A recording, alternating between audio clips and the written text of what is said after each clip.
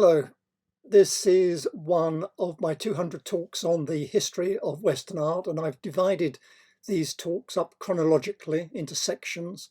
This is section 12 on Tudor and Stuart art, and this particular talk is on the secrets of Tudor art. So let's get started. The Tudors loved symbols, puzzles, wordplay, and to discover the secrets of Tudor art, we have to put ourselves back into the minds of the Tudor courtier.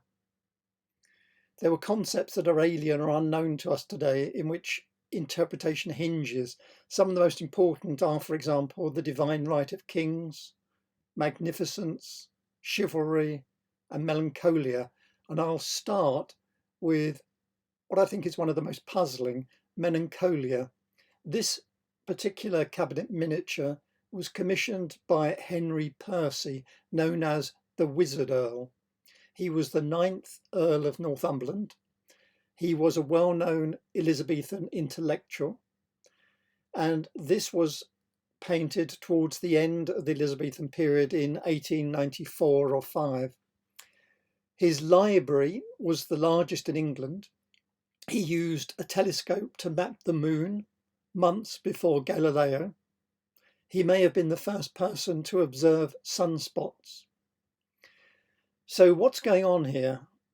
It's unusual simply because it's not a homage to Elizabeth I, except that he is dressed in Elizabeth's colours, black and white. But more significantly, black is the colour of melancholy, and he's adopting the pose of a melancholic. Now, melancholia was a fashion of the period, and the melancholic was associated with an untamed, wild nature and with genius. But here, he's lying in what looks like a cultivated garden. So perhaps this signifies that the melancholic genius can also be associated with rational thought and measurement and control of nature. Just to explain a bit more about the nature of melancholy, what it was, the ancient Greeks reduced personalities to 4 types. The melancholic, a despondent personality, the sanguine, cheerful, choleric, emotional, and phlegmatic, unemotional. These were in turn associated with the 4 humours or fluids of the body, which were recognized as black bile, blood, yellow bile, and phlegm, and with the 4 elements, earth, air, fire, and water, and the 4 planets, Saturn, Jupiter, Mars, and the moon. The balance of humours determined your personality, so a melancholic had excess black bile and was associated with the element earth and the planet Saturn. And it was Aristotle who first linked the melancholic with genius. He wrote, "Why is it that all men who are outstanding in philosophy, poetry, or the arts are melancholic?" And the melancholic became associated with an interest in mathematics, measuring, numbering, counting, and acquiring assets. And later writers would then go further and distinguish between the melancholic genial melancholia and the melancholic genius melancholia. And it was also thought that if taken too far, this melancholia could lead to madness. So what's going on in this particular picture? It's an empresa. An empresa is a picture containing symbols and words, and the word or short phrase typically signifies some conceit or proposes some general instruction or message to everyone. And it was understood that it shouldn't be too obscure or too simple to work out. In this picture, there's a sort of inconsistency in the perspective, and the hedge walls don't really make sense. They don't join up. Now, hanging on a branch of the nearest tree, there is a pair of scales, and suspended from the scales on the left arm is a globe or cannonball, and it's balanced on the right arm by a feather. And near the word feather is the word tanti. Now, it's been suggested that the balance in the tree is a visual pun in which the word sphere, and which in French espérer, and feather penne are puns on the word espoir, hope, and affliction or pain, peine. And this pun is made by Rabelais, and it links to the motto of the Earl of Northumberland's family, Espérance en Dieu, hope in God, which was in the family emblem written around a crescent moon, which is perhaps signified by the sphere. Also note that green was seen to be the colour of hope. Now, the globe balanced by a feather also links to Archimedes' famous claim, "Give me a place to stand on and I will move the earth." What Archimedes was explaining was the principle of the lever, and it can be seen in the picture that the fulcrum point is much nearer the sphere, and so a heavier weight can be balanced by a lighter weight. Galileo had recently discovered the work of Archimedes, and in 1586 he wrote a treatise called The Little Balance.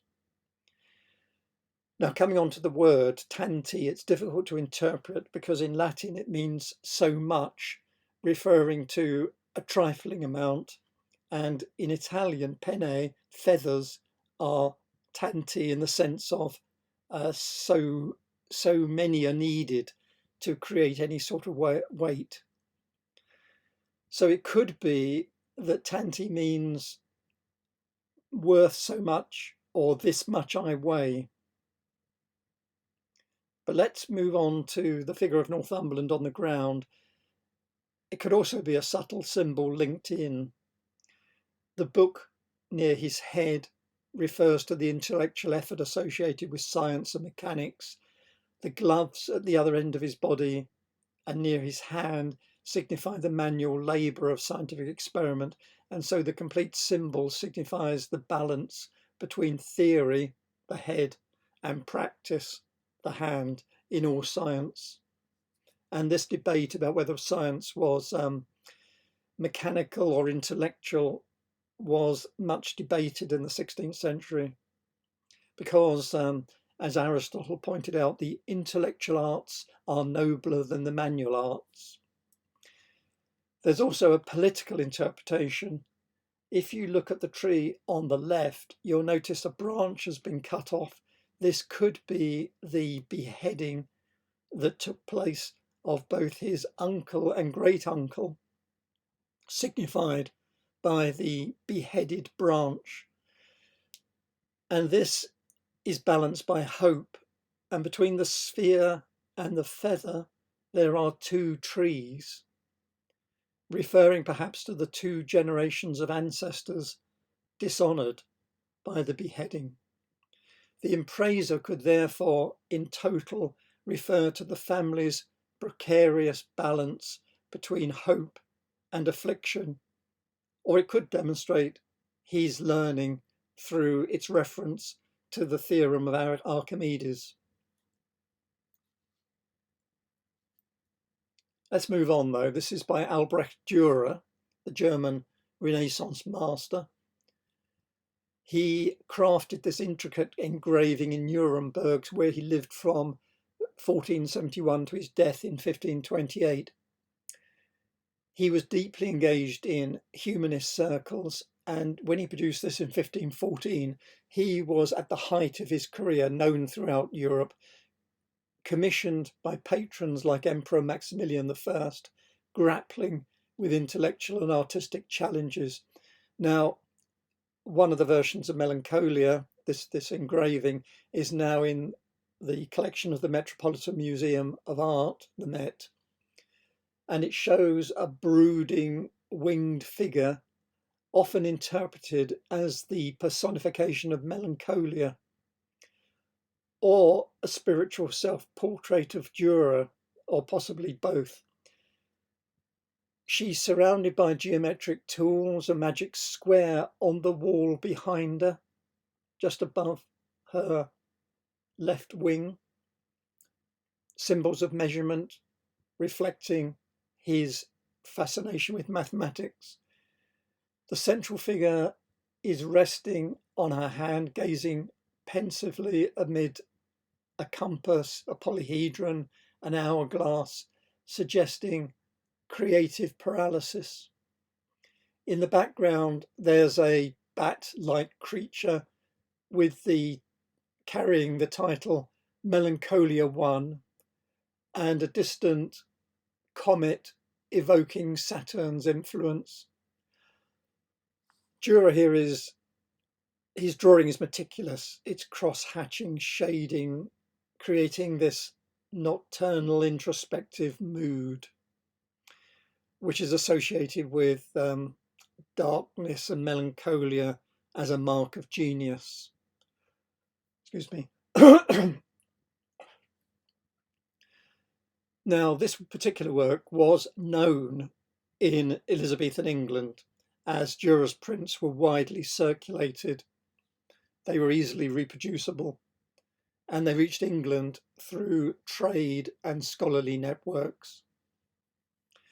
And his influence is evident if we look at Elizabethan's fascination with melancholy, which you see in the work of poets like Edmund Spenser and George Chapman, members of the so-called School of Night, who embraced inspired melancholy as a sort of spiritual state. Historically, English Renaissance was shaped by continental influences, and Dürer, who was known as the Apelles of our age, Apelles being the well-known Greek painter, was a key figure. His prints, including this one, were collected by scholars and artists and influenced English woodcuts and portraiture. The magic square I mentioned on the wall of the building behind sums to 34 in all directions, and it fascinated mathematicians like John Dee, whose occult studies aligned with Elizabethan interests in alchemy and geometry. And notice the 34 is the sum of the columns horizontally and vertically and diagonally, and in the four corners, the four squares in each of the four corners. And also notice that he's placed the date, it was produced 1514, in the bottom of the magic square, in the middle, 1514. So this work left a profound mark on Elizabethan England in terms of its intellectual striving and symbols resonating with a culture of melancholic genius. How this might have influenced the introspective and melancholic spirit of Shakespeare's Hamlet, I'll leave you to ponder. A slightly different sort of figure, not just a melancholic figure, much more here, a knight following the chivalric code. Now, that was associated with a code of conduct adopted originally by medieval knights between about 1170 and 1220, the time of Richard the Lionheart and the Third Crusade. It was a sort of synthesis of early Roman and Carolingian traditions, and it also combined a moral system that included military bravery and honour, knightly piety and courtly manners. And it was still alive in Tudor England. It was very popular, but it was dying out as fewer knights engaged in hand-to-hand combat because the battlefield was becoming dominated by the Tudor period by infantrymen and cannon.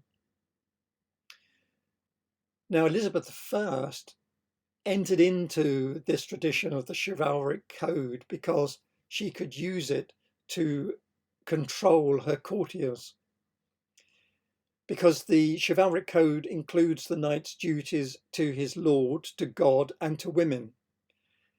To his lord he served with courage, valour, and fairness, and vowed to protect the weak and the poor, and be willing to give his life for another, be it a lord or a poor man in need of protection. To God he would remain faithful and protect the innocent as the champion of good against evil, obeying God above his Lord. And to women, this was defined by the code of courtly love, which defined how he would be gentle and gracious to all women, and in particular the lady he served, and he would always obey the requests of his lady. And of course, in Elizabeth's court, the lady was Elizabeth herself. So she expected all of her courtiers to follow this chivalric code. It was all explained in ballads and books of the period that served as guides to the behaviour of gentlemen. So it was all explained in detail, and it's available still today. It wasn't the reality, you may be wondering, the reality of knightly behaviour didn't always correspond to this ideal, because outside of the Virgin Mary and some aristocratic women, women were looked down upon. So the ideal of courtly love is in a way a form of medieval Mariology. Women were in general seen as a source of evil, but the Virgin Mary was the source of good. And Elizabeth, the first role in courtly love, was therefore closely related to her as a metaphor for the Virgin Mary. Because she was divinely appointed and was God's representative on earth, she could act as a mediator to God in an analogous way to the Virgin Mary. On the 17th of November each year were the Accession Day tilts, celebrating the day Elizabeth took office, and they were sometimes called Queen's Day. And from the 1580s, they became the most important Elizabethan court festival and became, quotes, a gigantic public spectacle eclipsing every other form of court festival. It was a day of jousting. It was predominantly a theatrical event, with the knights competing to outdo each other in verse and costume to praise the Queen. Pageants were held in the tiltyard at the Palace of Whitehall, and thousands of the public attended for a fee of £1. And just to put that in perspective, that was quite a lot, because a Shakespeare play could be seen for 1 penny. Now, the Queen's champion was Sir Henry Lee of Ditchley until 1590, the date of this work, when he handed over to this chap, George Clifford, 3rd Earl of Cumberland, which is what I've been leading up to. On the accession day from 1590, George Clifford would represent the Queen in battle. And you can see in his hat a favour, that is a glove attached to his hat. And he would be tilting as the Queen's champion. And this painting shows him in a costume for the Accession Day tilt at the year Sir Henry Lee retired. Notice, by the way, the topographic view in the background, the landscape, which is very unusual in Tudor paintings, and it shows the tiltyard at Whitehall, now Horse Guards Parade. He is wearing armillary spheres on his sleeve, one of the most sophisticated scientific devices at the time used for navigation, so it was a symbol of learning.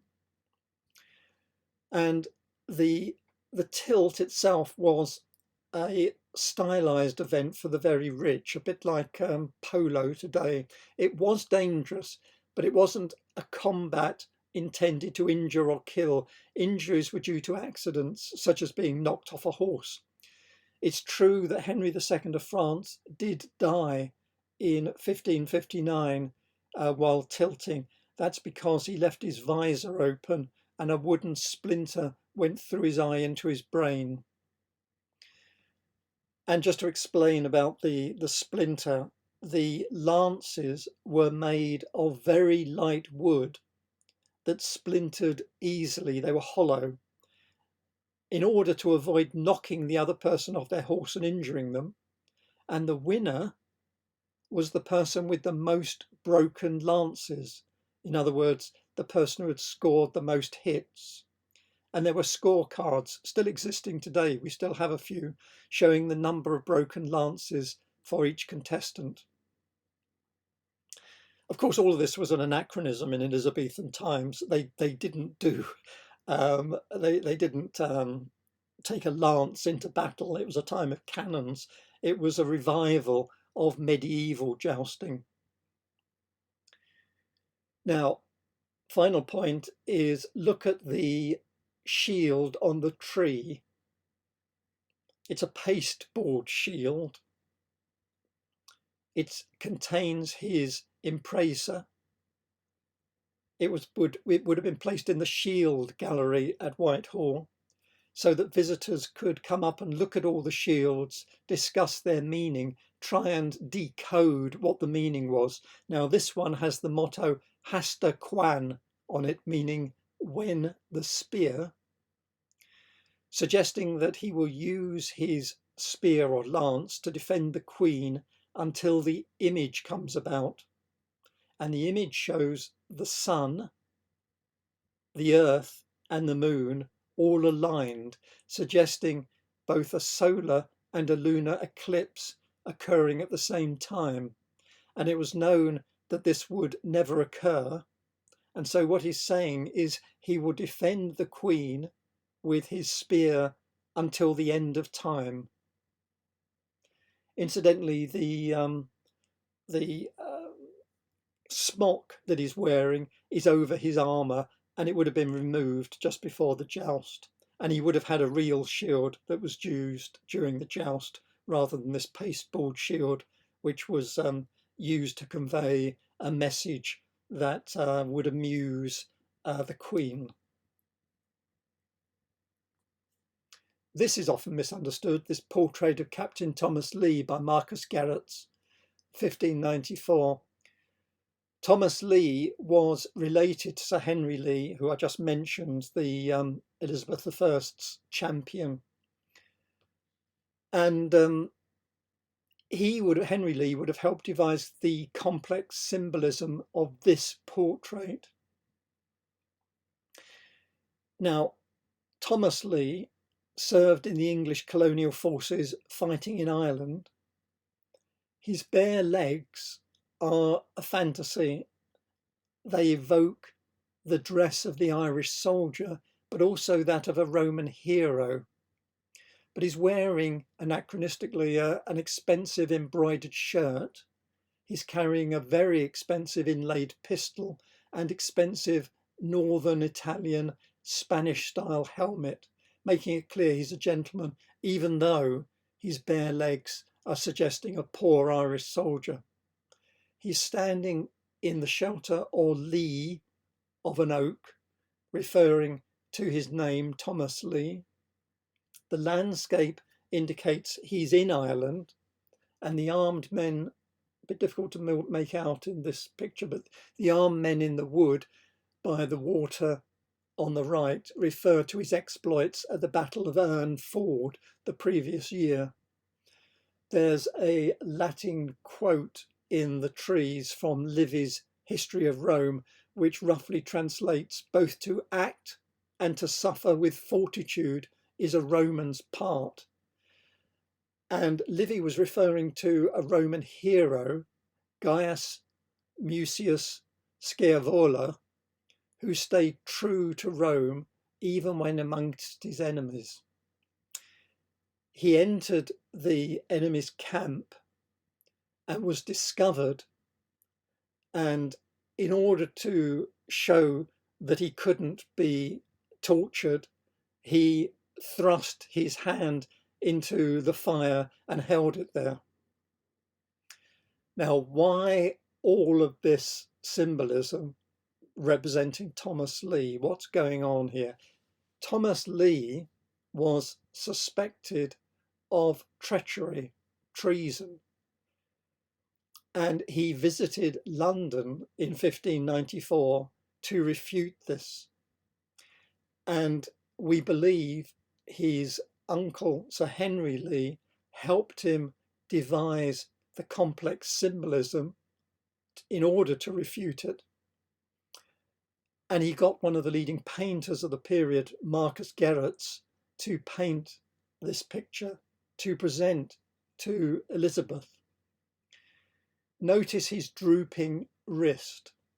It's exposing, you can just about see it, a scar running horizontally across the base of the hand, which he obtained in Ireland. And the Latin quote links this to Scaevola.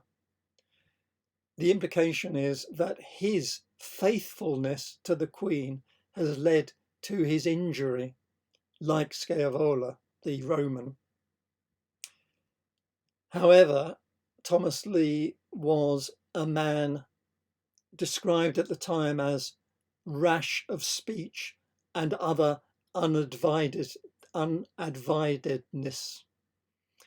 possessing of both good merits and evil infirmities. In the end, this picture saved his life, or the way he presented it. Elizabeth didn't, forgave him his treachery, which was basically associated with forming an alliance with one of the Irish lords without the Queen's permission. However, he came to a bad end. In the attempted coup of his patron, Robert Devereux, the second Earl of Essex, in 1601, Lee first promised Lord Burleigh he would assassinate Essex. But then, after Essex was arrested, Lee declared his devotion to Essex and went further. He suggested to some nobles at court that they should kidnap Queen Elizabeth and force her to release Essex. Well, that was too far. That and his role in the rebellion was enough to have him arrested immediately. He was tried for high treason, found guilty, executed at Tyburn by hanging, drawing and quartering. And all of that happened within 5 days of the rebellion. And in fact, it was shortly before Essex himself was beheaded.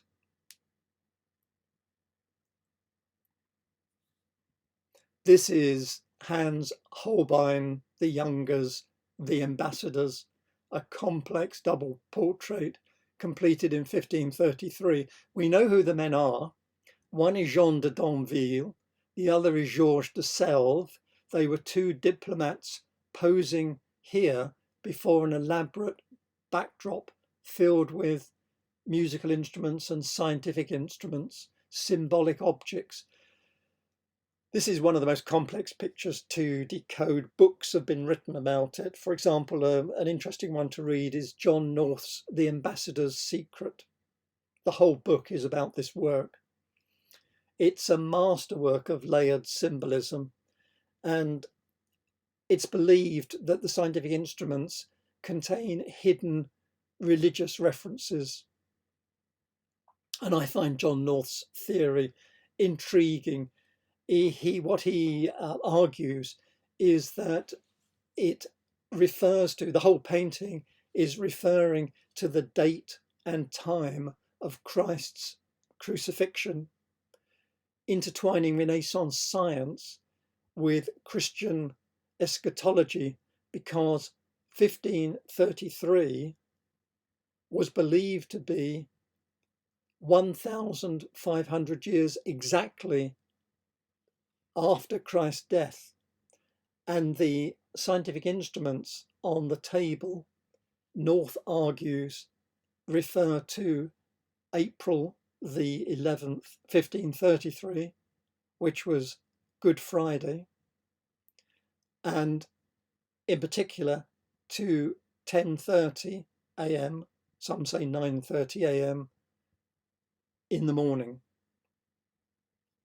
It also, one of the scientific instruments, the torquetum, is angled to reflect Halley's comet of 1531, believed to be a signifier of the 1500-year anniversary of the crucifixion of Christ, linking cosmic events, of course, to divine timing. Notice, it's a bit hard to see in this picture, but one of the lute strings is broken, symbolising discord, maybe reflecting Reformation tensions. The book down below is a Lutheran hymnal on the lower shelf, hinting at religious schism. There is a crucifix. If you look carefully, top left corner, you can see the crucifix half hidden, which is a subtle nod to the resurrection. And at the bottom, in the middle, there's an anamorphic skull visible only from an oblique angle. And if I show you a photograph taken from that angle, you can see what it is. It's a skull. And so this painting is also a memento mori, a remember death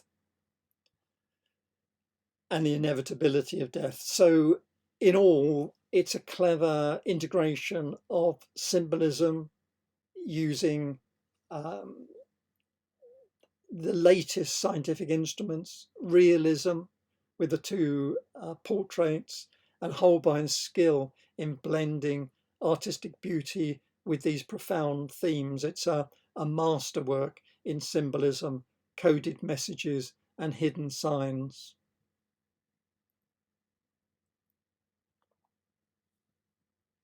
Now, in the reign of Henry VIII, most of the paintings were produced for royalty or aristocrats, but not all. Even paintings of merchants could contain hidden messages, and this is the merchant George Giza is one way of pronouncing his name. He was a member of the Hanseatic League, or Steelyard, which was, I think, best described as a German business community that was situated in a number of key ports around Europe, including London, sometimes also called the Hansa. And George Giza was a Hanseatic merchant who was born in the Polish city of Danzig, or Gdansk, which was also one of the cities that were members of the Hanseatic League. Holbein painted this at the beginning of the second period of working in England, and he was looking for patrons. So this may have been intended as a sort of virtuoso showpiece, demonstrating his skill at portraiture and his ability to depict objects and textures. It's it did attract the German merchants. The Hanseatic League were well aware of Holbein and his skill, and so I can imagine that they, when he returned to London, they quickly approached him. And this particular merchant is showing himself amongst his paraphernalia of his trade: money, pens, seals, ink pots, balances, boxes, scissors, keys, and so on. The table is covered in an expensive Turkish rug, and on it stands a vase of carnations, maybe symbolising his betrothal, because we know that he married in 1535, a few years later. There are paradoxes. It appears, of course, super realistic, but the walls, you'll notice, aren't quite at right angles. The table has objects overhanging it, and it's not rectangular. Certain objects on the wall are not painted flat to the surface. The vase and the money tin are balanced precariously. The overlapping of the book by the note fixed to the wall by sealing wax is an optical illusion, given the bulk of the book. The balance hangs unstably on the shelf next to his inscription. Let me mark the three things that I'm looking about. The inscription says "no pleasure without regret," implying a symbolic connection with the scales. Money is evident everywhere, such as the expensive Turkish carpet. His name appears 3 times in the picture which I've marked.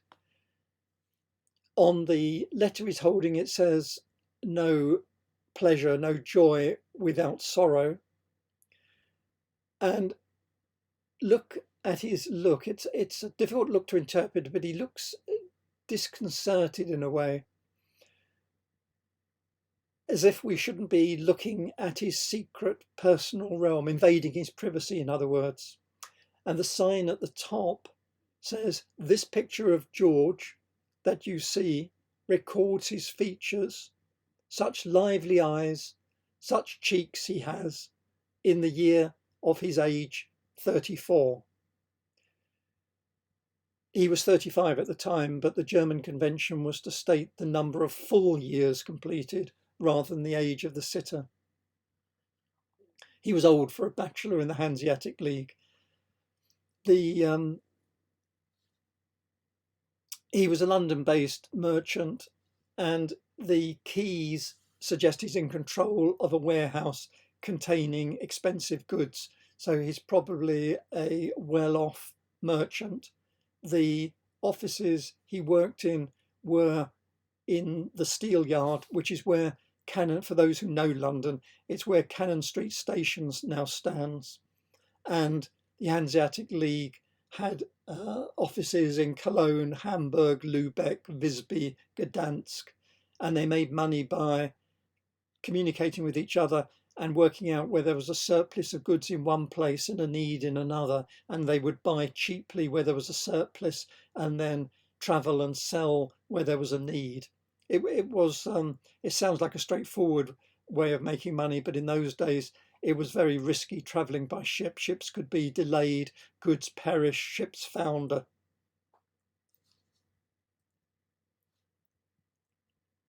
And just a final point, I mentioned the carnation on the table. That signifies betrothal, as I said. I should also point out that in the vase there's rosemary, which stands for fidelity. And it may be that the two combined, together with hyssop, which protects against the plague, were part of a message to his to-be wife, Christine Kruger. And this portrait may have been commissioned as a gift to her before they married. Now, symbolism could sometimes lead to trouble. This is Henry Howard, Earl of Surrey, aged 29, painted in 1546. He was known as the Poet Earl, and Henry VIII charged him with treason on the grounds he had illegally used the arms of King Edward the Confessor as part of his own blazon, confirming he had pretensions to the throne of England. Now, Howard told the Garter King of England, the person who was responsible for determining who could use which symbols on their arms, and he told the Garter King of Arms that his ancestor Brotherton was given the right to bear the arms of Edward the Confessor. However, Howard was mistaken, as it was his Mowbray ancestors who were given the right to bear the arms of Edward the Confessor by King Richard II. In other words, it was a technicality. He did have the right to bear arms, but he thought it was a different person and a different king. So Henry VIII was told his claim was wrong, but Henry wasn't told that in fact he did have a valid claim. Henry VIII was worried Howard was too ambitious. He was concerned about the peaceful succession of his own young son Edward. So the king had Surrey, the Earl of Surrey, Henry Howard, imprisoned with his father, and he was sentenced to death on the 13th of January 1547. The date is important, and beheaded for treason on the 19th of January. His father, Thomas Howard, Duke of Norfolk, survived because Henry VIII died on the 28th of January, the day before the planned execution of his father. His father remained in prison, but later was released. The Garter King, who told Henry VIII the claim was wrong, was made a Knight of the Bath by Edward VI a month and a day later, a highly unusual honour for a herald. So it leads me to think that maybe the whole affair was arranged around a charge the king knew to be false in order to get rid of a person that he was worried would claim the throne. As I said, symbols can be extremely important and lead to trouble if misused in the Tudor period. This is a puzzle. It's in the Courtauld Institute. It's Hans Eweth, Sir John Luttrell, and it has been described as one of the most unusual and puzzling of all Tudor images. But in 1967, the historian Frances Yates came up with what I think is a compelling explanation. She argued it's an allegory for the signing of the Treaty of Boulogne in 1550, the date of the painting. And the Treaty of Boulogne brought an end to the war between England and France, and England handed Boulogne to France in exchange for 2 payments made to Edward VI. And this is indicated if you look in the sky on the left. There's a female figure holding a bag of money, but reaching into a purse for another bag of money, the 2 payments made to Edward VI. On the right, Venus is bridling a war horse and signifying that it was the end of a war. And the central female figure is Peace, holding an olive branch and touching Luttrell's arm. The treaty brought peace between England and Scotland as well. Luttrell had fought at the Battle of Pinkie Musselburgh in 1547 and defending Inchcolm Island in the Firth of Forth. He was captured and imprisoned, and the sinking ship in the background has been hit by lightning, and that might refer to these battles. And you can't read it in this reproduction, but the bracelet translated reads, "Neither swayed by love of gain, nor deterred by danger." The inscription on the rock refers to his steadfastness and courage. It reads, "More than the rock amidst the raging seas, the constant heart no danger dreads nor fears." And the dead figure floating by may refer to Luttrell's brother who died during the war. So in other words, to me, that is a compelling explanation. As I said, it has been interpreted in other ways, but let's move on. This is a painting, the Rainbow Portrait, full of symbolism, that I've discussed and talked about in the lecture I gave on images of Elizabeth I. But I just wanted to use it to explain that symbols can have more than one meaning. And I'll just talk about one of those symbols, the disembodied eyes and ears that you can see on the mantle that Elizabeth is wearing. It's been distinguished again by the art historian Francis Yates, a great interpreter of Tudor symbolism, that the eyes and ears are drawn from the female personification of fame in Cesare Ripper's Iconologia, in which Ripper describes fame as, quotes, having as many eyes as she has feathers, as many mouths and ears. And Yates goes on to point out that Virgil also described fame as a monster who for every feather on her body has as many wakeful eyes beneath, as many loud tongues and mouths, as many ears that she pricks up to listen. So it could be that the eyes, ears and mouths which are depicted over the Queen's cloak symbolise her fame, which is flying rapidly through the world, spoken of by many mouths, seen and heard by many ears and eyes. But note that in Ripper's Iconologia, there are other figures with eyes and ears over them. Here we see regions of the state on the left and gelosia, meaning jealousy or envy, on the right. And these meanings are unlikely here when you take the whole context into account.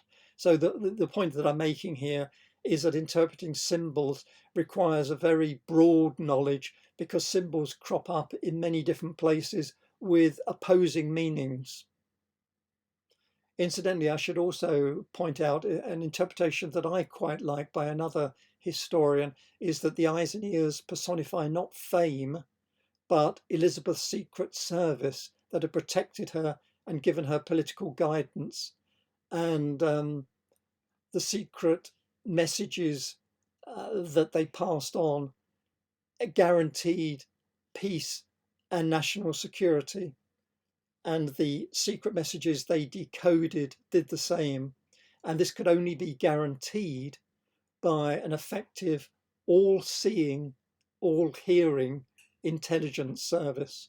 So we think of Big Brother today as being a recent invention, but the suggestion is that the eyes and ears here refer to the Big Brother of the Elizabethan society, Elizabeth's secret service. Whoops. The other form of secrecy was simpler paintings that could be hidden, miniatures, which I've also given a talk about, Elizabethan miniatures. And this is an early miniature attributed to Lucas Horrenbolt. He was thought to be the only portrait miniaturist at the time who could have painted it. It's part of a series of Henry VIII. The angels in the corner are a typical Flemish decoration, suggesting the artist was Flemish. There's real gold at the top on with brown ochre paint set against red. The face is painted using an underlay of pinkish colour, known at the time as carnation ground. And all these and other attributes of the painting are very typical of Flemish painting.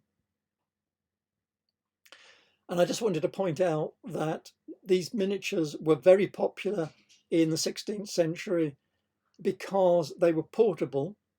You could easily carry them about your person, and you could carry them hidden. You could choose who saw them. So it could be a public display. If you were awarded a miniature by Elizabeth, you would display it publicly, or it could be a private object of your loved one or your secret loved one. They were often used in illicit relationships because they could be secreted about the person, and then looked at close up, held near the face.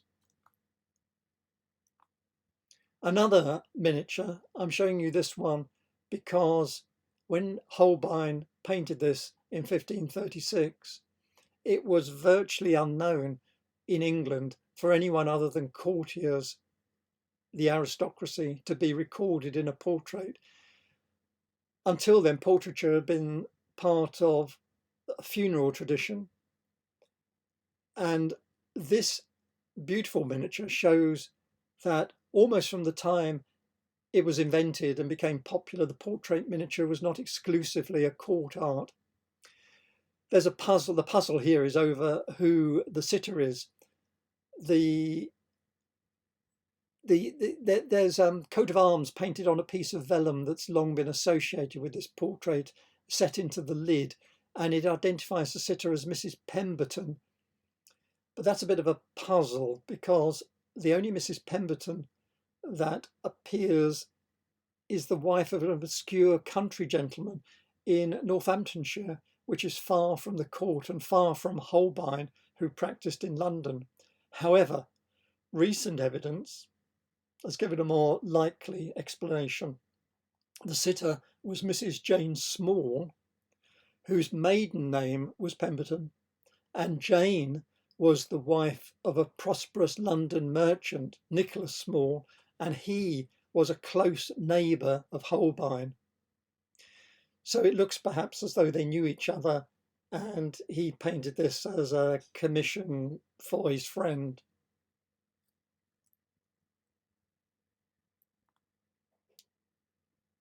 This is a portrait miniature called A Young Man Leaning Against a Tree Amongst Roses, possibly Robert Devereux, the second Earl of Essex, a favourite of Elizabeth I, politically ambitious, placed under house arrest for a poor campaign in Ireland, and the one who, as I mentioned, led an abortive coup d'etat in 1601 and was executed for treason.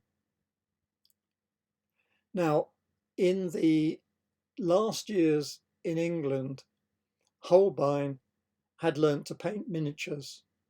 And although he only painted a few miniatures late in life, he was very influential. Hilliard, the great miniature painter, wrote, "Holbein's manner of limning," which was what miniature painting was called at the time, "I have ever imitated and hold it for the best."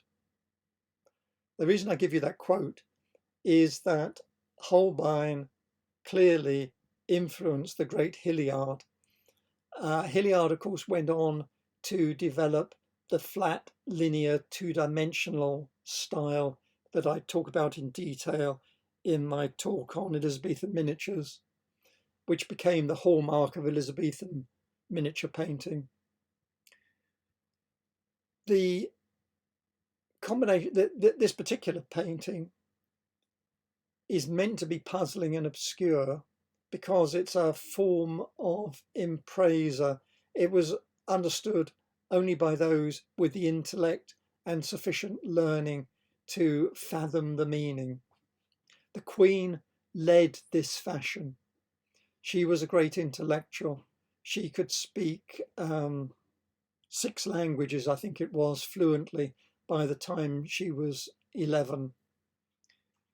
And she surrounded herself with the most elaborate symbolism and loved to break codes.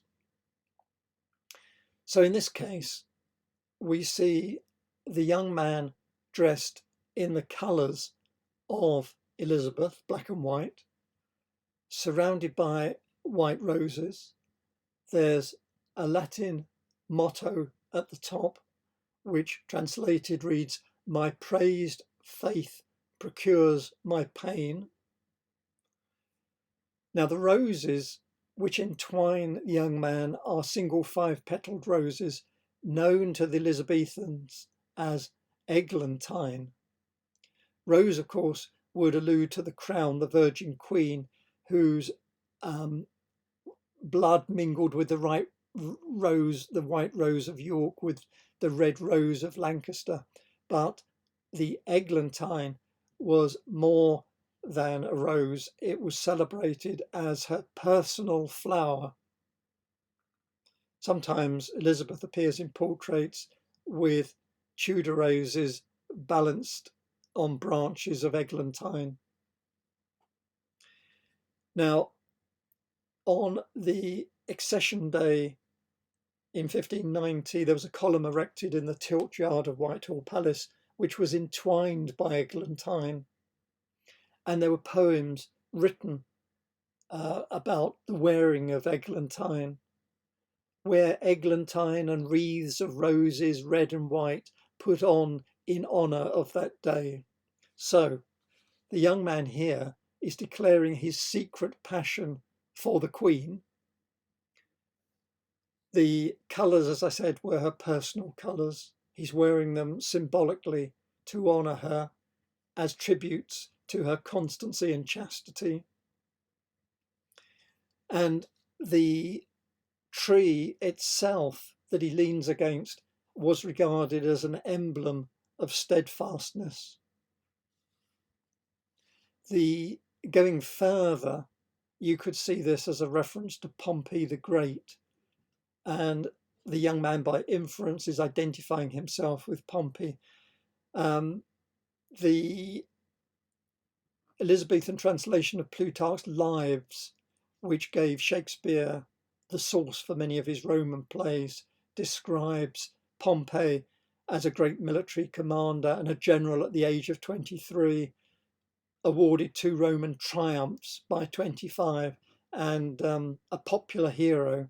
So this young courtier has military ambitions while he is sustaining this platonic affair with the Queen. Having said that, some historians like Roy Strong identify this as the only person that meets all of these attributes is Robert Devereux, the 2nd Earl of Essex. And this is what Robert Devereux looks like in a painting by Marcus Gerrits in the National Portrait Gallery. Obviously a different age, but I'll leave it up to you to judge whether the painting by Nicholas Hilliard of the young man is a younger version of Robert Devereux.